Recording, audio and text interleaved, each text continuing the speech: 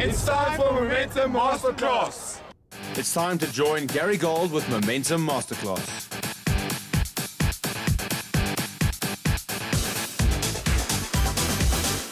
In part 3 of Gary's Scrum tutorial, Gary looks at the role of the locks in terms of spinal alignment, height and body position. Hello and welcome to another episode of Momentum Masterclass. We find ourselves down in the beautiful Cape at Wynberg Boys High School, where we're going to continue of episode 3 of our Scrum tutorial. In our first 2 episodes, we did some one-on-one work with the props and we did some front row setups where we used the boys from King Edward's High School. This week we're going to concentrate on big crop of forwards over here that we have from Wynberg Boys, where what we're going to start to do is build the scrum up a little bit with the introduction of the locks and eventually going with full 8, talking about some very important principles on the setup of the scrum and the engagement at scrum time. So let's take a look. Okay, before we crack on, I just want to ask a quick question to one of the boys.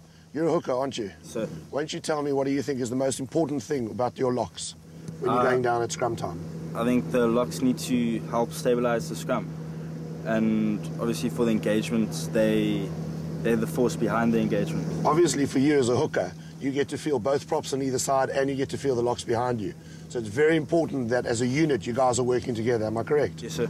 Okay, so let's take a look and see if you're comfortable. I'm going to ask you, when we go down in the setups, you tell me whether you're comfortable and you feel that the force is all going through the same direction, which is obviously going to have to be you, because you're the guy in the middle. Sir. Okay, so you're going to be my indicator to tell me how successful we are. All right, sir. Okay, let's have a look. So what we saw in the first 2 episodes of the Scrum tutorial was we worked really hard on your body position and your body position one-on-one against your opposite guy. In episode 2, we spoke about you as a unit. I'm very comfortable that as a unit of a front row, your spines are going to be in a good position. You're going to go down, you're going to be ready for an engagement as a unit. What we now need to do is introduce the locks into you. So what I'm going to ask for is I'm going to ask for you guys to engage. So crouch. Okay. Again, it's very important for me to see that all 3 of your spines are facing the same way. Okay, that your backside's not pushing out and that it's nice and square. Okay, and that you've got the good body position over here, because what you guys are is a conductor of the pressure that's going to come from behind. Can I ask the locks to bind up? Nice tight bind between the 2 of you. Remember, we need you to be an extension of their spines. Your height needs to be the same, and I need your spines pointing in exactly the same direction. So bind up for me, if you will, please. Okay, nice and low. There's the gap.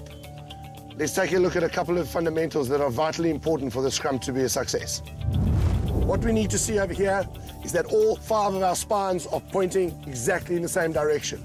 Over here, we cannot be in a position where we have somebody's backside coming out like that at an angle. I need you square, the shoulder up, open up your chest, right?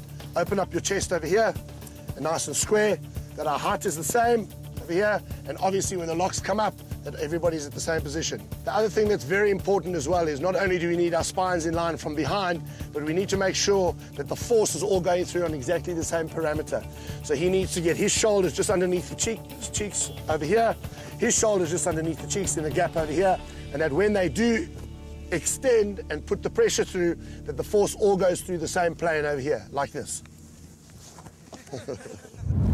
If we're all in a good position over here, we can do a dummy engagement where you're going to come at me and I'm going to see if the force is coming through and that if all your spines are working through the same area, which is all the pressure coming through him. Crouch, touch, pause, engage. Okay, Carl, that was a simple exercise, but what we've seen in Momentum Masterclass in the first 2 Scrum tutorials and now in the 3rd Scrum tutorial is that it's really important that at setup we're in a position of strength, that you feel comfortable with the 4 guys around you, and that as a unit you're starting to work together. How did that feel for you?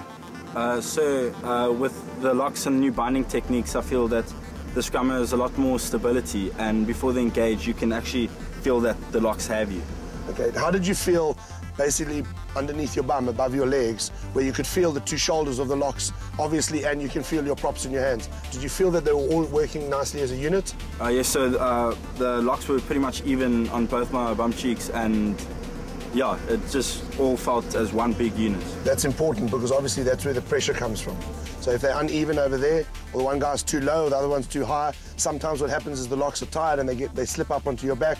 It's very important that you ensure that they get into a nice strong position because they generate the force for you guys who are the conductors of the force. Next week in Momentum Masterclass, we're going to look at our last Scrum tutorial, which is where we put the Scrum together. We'll have a look at a couple of dummy engagements, and then what we'll do is we'll go live with a full engagement of a pack. So join us next week on Momentum Masterclass, where we finish off the Scrum tutorials. This masterclass was brought to you by Momentum.